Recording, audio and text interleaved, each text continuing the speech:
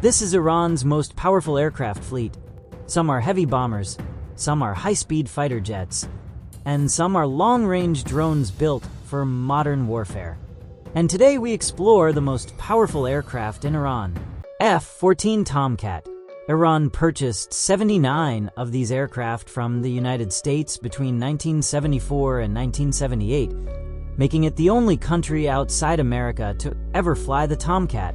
The deal was part of the Shah's military modernization program, and it gave Iran one of the most advanced air forces in the world at the time.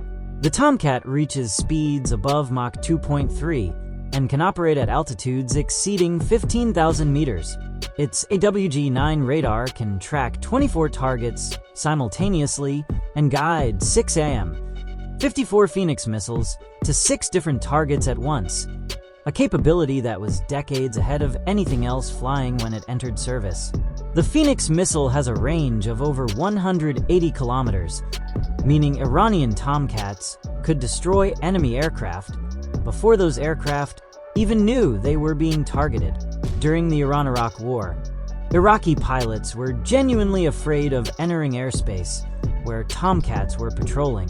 After the revolution cut off all American support, Iran reverse-engineered components and kept much of the fleet airworthy through sheer persistence. Between 30 and 44 are estimated to remain in some level of service today. MiG-29 Fulcrum. When the Gulf War ended in 1991, Iraqi pilots fled into Iran with their aircraft, and among those jets were MiG-29 Fulcrums that Iran quietly absorbed into its fleet. Iran is estimated to hold between 25 and 40 of these, though the exact operational number is hard to confirm.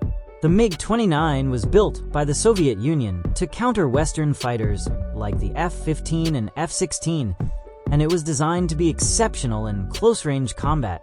It reaches Mach 2.25 and is highly agile at low and medium altitudes. Its most valuable feature is an infrared search and track system that can locate and target enemy aircraft purely through heat, without switching on the radar, meaning the MiG-29 can hunt in complete electronic silence. It carries a 30mm cannon and a mix of radar-guided and heat-seeking missiles. Within the regional context of the Middle East, it remains a credible and capable air superiority platform. Su-24 Fencer. Iran acquired its Su-24s the same way it got its MiG-29s, through Iraqi aircraft defections in 1991, with roughly 30 or more entering Iranian service. The Fencer is a heavy swing-wing strike jet built by the Soviet Union for one mission: penetrating enemy air defenses at high speed and very low altitude to destroy ground targets deep inside hostile territory. Its terrain-following radar allows it to fly just a few hundred feet above the ground, making it extremely difficult for surface radar systems to detect in time. It reaches Mach 1.35 and carries up to 8,000 kilograms of weapons, including guided bombs, anti-radiation missiles, and standoff munitions. Its combat radius stretches around 600 kilometers unrefueled, placing much of the Middle East within reach from Iranian soil. Over the years, Iran has integrated its own precision weapons onto the Fencer, keeping it relevant well beyond its original design life. F-4 Phantom II. Iran received its first Phantoms in 1968 and eventually accumulated around 225 aircraft as part of one of the largest American military sales of the Cold War. The Phantom is a large, powerful jet that reaches Mach 2.2 and carries up to 8,400 kilograms of ordnance across 9 weapon stations. Iran used it heavily during the war with Iraq, striking airfields, infrastructure, and naval targets at ranges Iraqi defenses struggled to handle.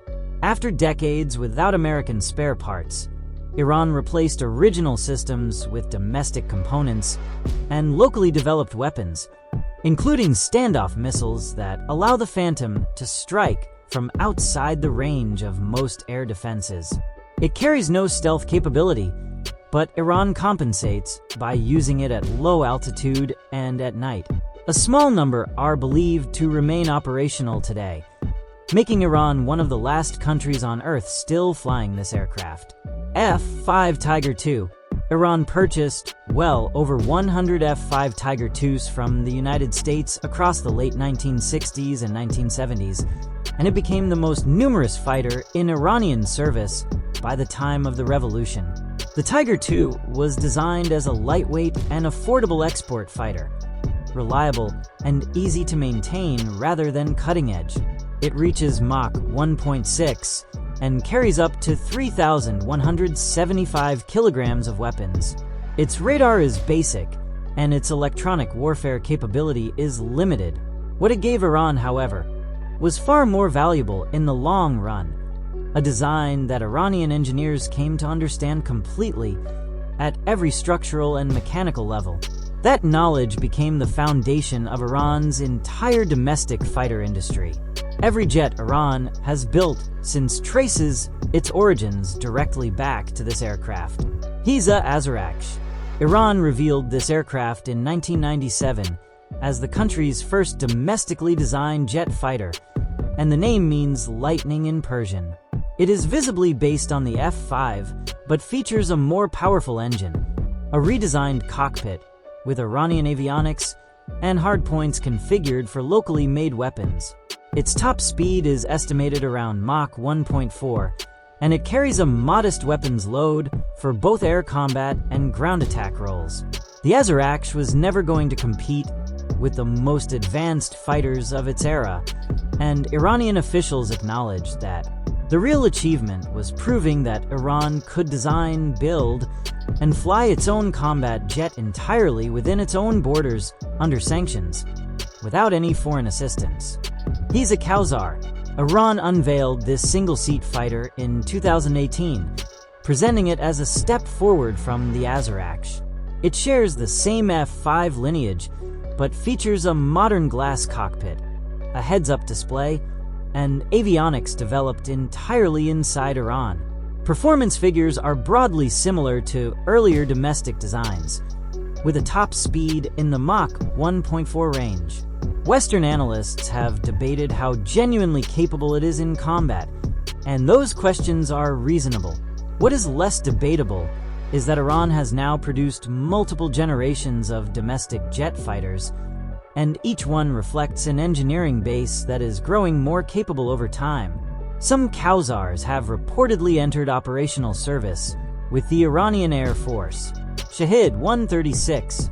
This loitering munition became one of the most discussed weapons in the world after appearing in conflicts far beyond Iran's borders.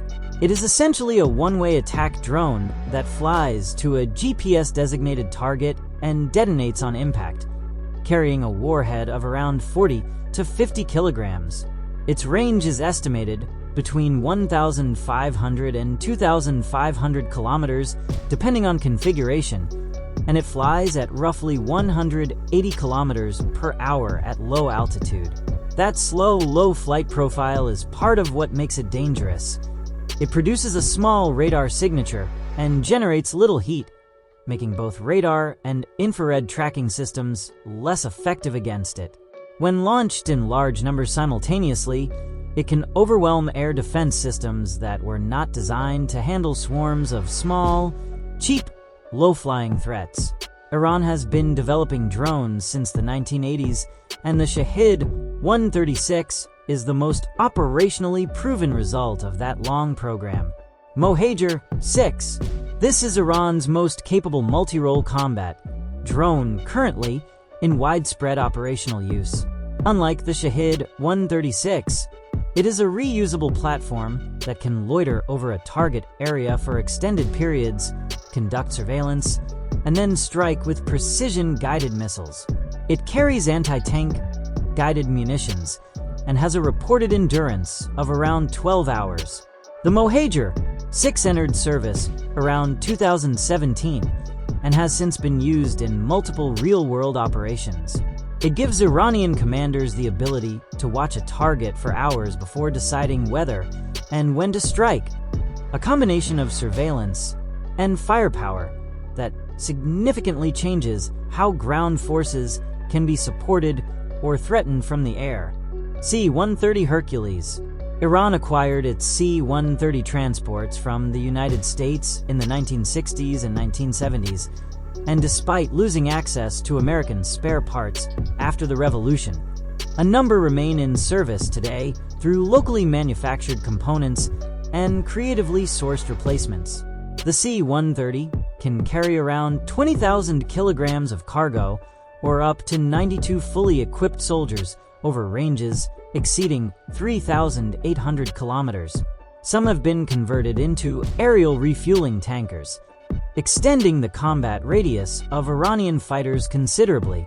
A Tomcat refueled over the Persian Gulf can reach targets significantly further than its internal fuel alone would allow, and that range extension matters strategically. Iran also operates Russian Il-76 heavy transports, capable of carrying up to 50,000 kilograms, acquired in the 1990s to supplement its aging American fleet. AH-1 Cobra. Iran received Bell AH-1 Cobra attack helicopters from the United States in the 1970s and has been modifying them ever since. In its current Iranian configuration, the Cobra carries domestically developed rocket systems and anti-tank guided missiles, with updated avionics replacing the original American electronics. It operates at speeds around 220 kilometers per hour and carries up to 1,750 kilograms of weapons. Iran also operates CH-47 Chinook heavy lift helicopters, also American supplied before the revolution, capable of carrying 10,000 kilograms of cargo or around 55 soldiers in a single flight. To complement these aging platforms, Iran developed the Tufan, a reverse-engineered and significantly upgraded version of the Cobra fitted with Iranian anti-armor missiles. Together, these helicopters handle close air support, heavy logistics, and naval patrol across Iran's diverse and demanding operational environments. If you enjoyed this video, don't forget to subscribe for more powerful military explainers. Like the video and support the channel for more aircraft and war history content. Subscribe now and stay tuned for the next episode.